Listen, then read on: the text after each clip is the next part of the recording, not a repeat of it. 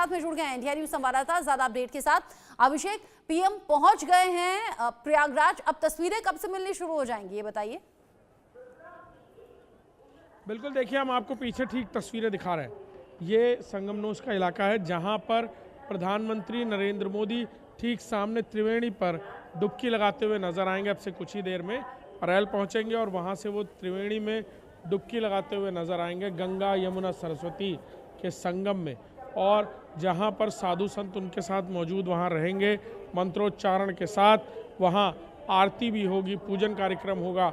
और फिर वहां से डुबकी लगाने के बाद प्रधानमंत्री नरेंद्र मोदी आरती में शामिल होने के बाद वहां से क्रूज़ पर सवार होकर पूरे इस विहंगम दृश्य का बिल्कुल नज़ारा लुत्फ उठाते हुए नजर आएंगे प्रधानमंत्री खुद।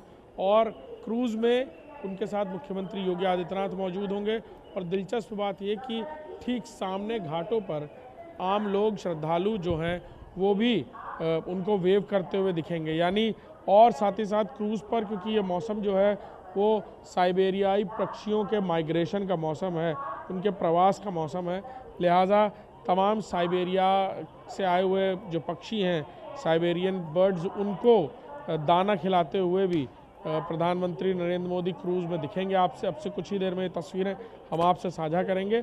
और यहीं से पानी के ज़रिए, यानी गंगा यमुना सरस्वती के संगम के ज़रिए बोट पर, क्रूज़ पर बैठकर प्रधानमंत्री इस पूरे नज़ारे को देखते हुए सामने अक्षय वट और सरस्वती कूप और लेटे हनुमान मंदिर की तरफ उतरेंगे।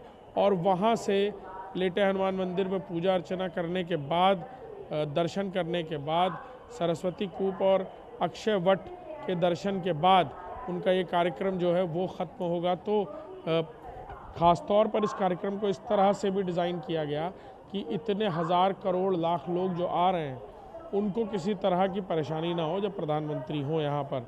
और ख़ास तौर पर इस तरह पूरे कार्यक्रम को डिज़ाइन किया गया है। कल मुख्यमंत्री योगी आदित्यनाथ यहीं मौजूद थे, उनके साथ भूटान के नरेश थे। उस दौरान भी भूटान के नरेश ने सब संगम में डुबकी लगाई, उसके बाद तमाम जगहों पर गए, साधु संन्यासियों से मुलाकात की। लेकिन योगी आदित्यनाथ ने उस दौरान, मुख्यमंत्री योगी आदित्यनाथ ने यहाँ पर अधिकारियों से रूट मैप के बारे में चर्चा की कि यहाँ पर रूट मैप इस तरह का तैयार किया जाए प्रधानमंत्री के प्रोटोकॉल को लेकर कि सुरक्षा का भी खास तौर पर ध्यान हो और आम जनता का रास्ता कहीं से अवरुद्ध ना हो, उनको बहुत ज़्यादा डाइवर्जन का सामना ना करना पड़े। इसीलिए एक अलग रूट प्लान बनाया गया। और पानी के रास्ते प्रधानमंत्री नरेंद्र मोदी आपको यहाँ भ्रमण करते हुए अब से कुछ ही देर में जो तस्वीरें हैं वो यहाँ दिखेंगी। जी, खास ये तस्वीरें मिल रही हैं और अब ये जो उत्सुकता है श्रद्धालुओं की महाकुंभ को लेकर भी बनी हुई है। और खुद देश के प्रधानमंत्री नरेंद्र मोदी भी अब प्रयागराज पहुंच गए हैं। करीब करीब 1.5 घंटे यहाँ रहेंगे और अब यहाँ घाट पर पहुंचेंगे, आस्था की डुबकी लगाएंगे। विश्वेंद्र जी, आप इन तस्वीरों पर कुछ बोलना चाह रहे थे शायद, और जिस तरीके से कार्यक्रम प्रधानमंत्री नरेंद्र मोदी का है, क्या कहेंगे? खास टाइमिंग है, उधर मिल्कीपुर में उपचुनाव के लिए वोटिंग, इधर दिल्ली में इलेक्शन। देखो रचना जी, ये रूटीन वर्क है। अगर वो वहाँ जा रहे हैं तो कुछ ना कुछ तो करेंगे। हमारे राष्ट्रपति प्यारे जी ने भी कहा इस बात को, ये सत्य है कि वो अपने कर्म को करते हैं। और प्रधानमंत्री का विशेष तरीका रहा है कि हर दिन को इस्तेमाल करते हैं, कहीं ना कहीं काम करते हैं, यूज़ करते हैं उसको। आज उन्हें लगा दिल्ली में कोई आचार संहिता है तो मीटिंग नहीं होगी, कुछ कार्य नहीं होंगे, तो इसलिए उन्होंने ये दिन चुना है। तो इसमें बुराई क्या है?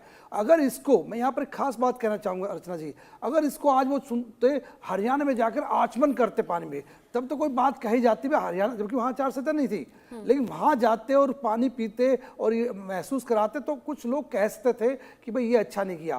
तो इसलिए बहुत बड़ा फर्क है। और राष्ट्रीय पर्व है हमारा, जो दुनिया में सबसे बड़ा पर्व है हमारा, जो महाकुंभ है, उसमें जा रहे तो अच्छी बात है।